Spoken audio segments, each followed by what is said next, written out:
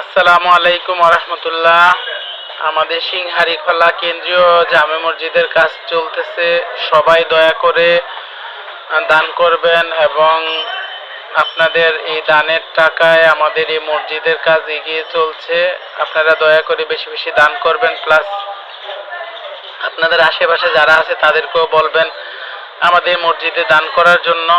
আমাদের কমিটির লোক অনেক কষ্ট করে আলহামদুলিল্লাহ কাজগুলো এগিয়ে নিয়ে যাচ্ছেন এবং আমাদের প্রত্যেক শুক্রবারে মসজিদে জায়গা হয় না। দেখা গেছে যে মসজিদের বাইরেও কাতার করা লাগে অনেক সময়।